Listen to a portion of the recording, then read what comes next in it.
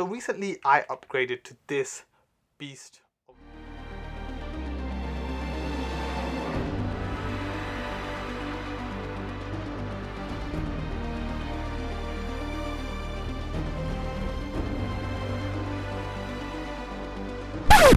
The Canon M50.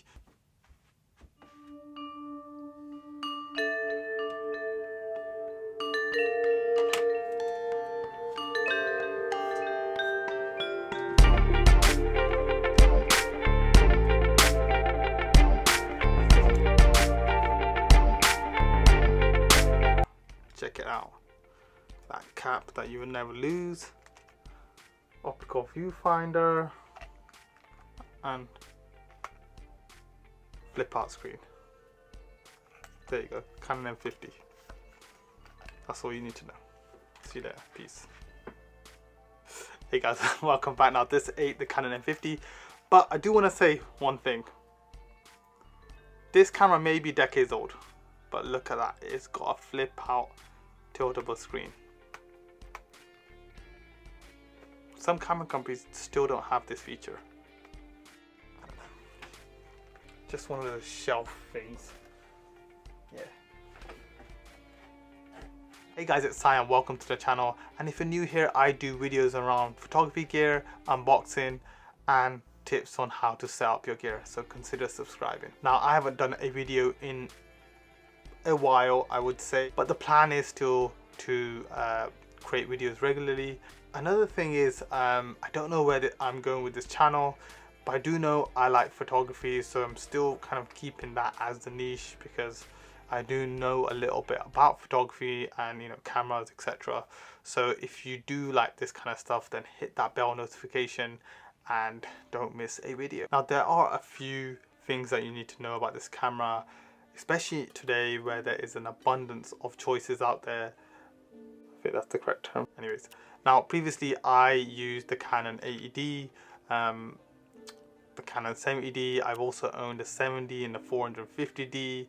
All of them are Canon, by the way. And then one day I had the opportunity to test this camera, the Canon M50, and the Sony A6400. Now, I almost turned to the dark side and went for Sony because I do really like that camera, but there was a few issues with that camera that I didn't like. One of them was having the flip up screen. You know, when you have a flip up screen, you block the hot shoe mount or cold shoe mount, whatever you want to call it, and then you can't see the screen, especially if you have a microphone on the camera. Another problem was the screen, it wasn't fully touch operated. You can touch it to get focus, but that was about it. You couldn't navigate through the menus and set up the camera, and that's something I wanted. I wanted ease of use, you know, and that was one of the biggest reasons. Also, it had heating issues because it did 4K. There was issues with the battery. That was another thing.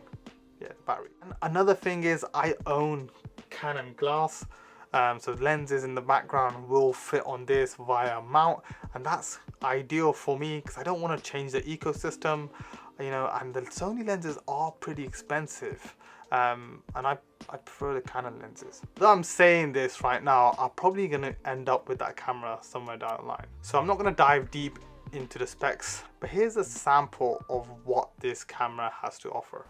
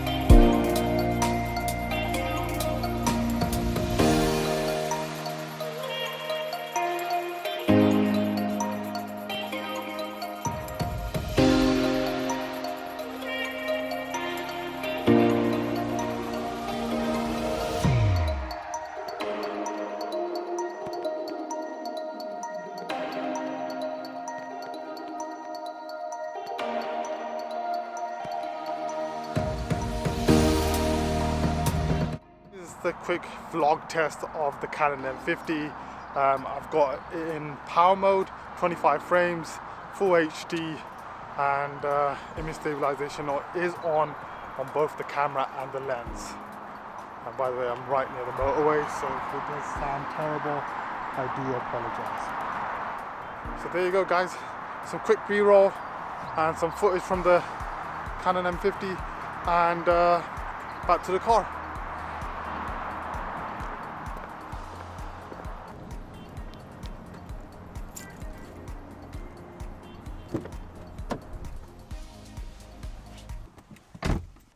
So there you go, guys. That was a quick vlog test of this camera, the Canon M50, and also did a bit of B-roll. Just got out and about. One thing, that park was really quiet. There was many people around, and not good. Anyways, back to the studio.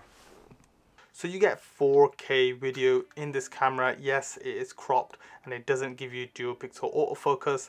However, you do get that great dual pixel autofocus in 1080p up to 60 FPS. You also get 120 FPS in 720. Yes, I know it's 720, but you can still work with it. I do want to say the 4K is at 120 megabits, so it is a slightly bigger file. You do get a good 4K in this camera.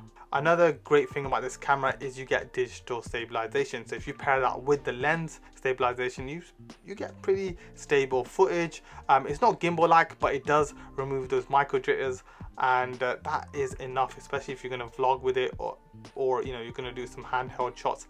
You get 24 megapixels. You get an EVF, which is great, by the way, so you can see in real time what your image looks like. You get a built-in flash, 143 focus points. By the way, they're not all clumped in the middle. The best feature of all is the flip out screen.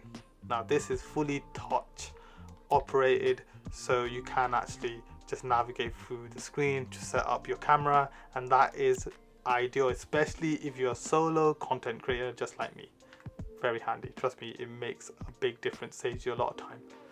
So that's my favorite feature, you know. And also, you know, you can film yourself, you can vlog it out, you can do Instagram stories, Facebook stories, whatever stories you want to do, and do it vertically, and that's pretty cool to have. So this camera is great for social influencers. So if you're looking for a camera to start a YouTube channel with, then this is the guy.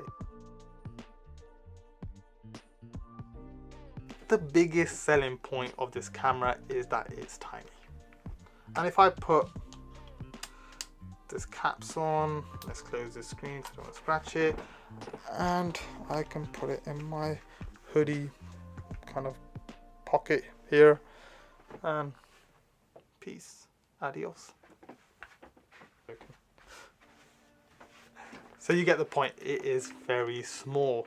Now, to get around some of the caveats like the 4K, having a Realtrok speed booster will help out. It'll open it up a little bit, but also that speed booster does a really good job in 1080p. It gives it more of a full frame look. You get an extra stopper light as well. There are a few things I don't like about this camera, and that is it doesn't have a really good selection of native lenses. There is this lens here that I'm filming in, the 22mm f2 lens. You also get a 32mm f1.4 lens. There's also a wide angle lens that you can get, but that's pretty much it. There's nothing else that I can write home about. You get a decent kit lens with it.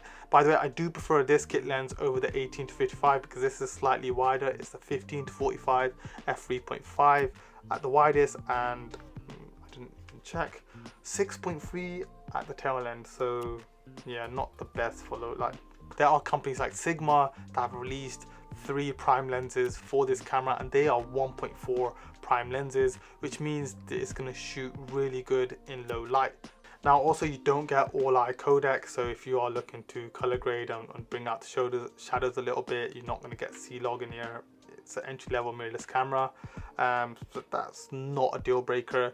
You don't get weather sealing, and that is kind of like a bummer, because you know, when you go outside and it starts to rain a little bit, or it's kind of like a moisture in the air or dust, I'd be careful taking this camera in those kind of environments. Although I have taken it out a few times in dusty environments and it's fine. It has a decent grip. It's not the best grip. My hands are slightly bigger, so my kind of pinky finger kind of falls off. The price, £400 to £500, probably even lower if you're buying it pre-owned. You can pick this camera up with the kit lens, which makes it ideal for any new content creator or anyone that wants a secondary camera. This does a fantastic job. So it's a good time to buy this small beast of a camera. Prices are low, and like I mentioned before, this is not a bad little workhorse. Hope you guys like this short review. Hit me up with comments and let me know what your thoughts are. Hit that like button and subscribe. Do all that good stuff, and I'll see you next time. Peace out.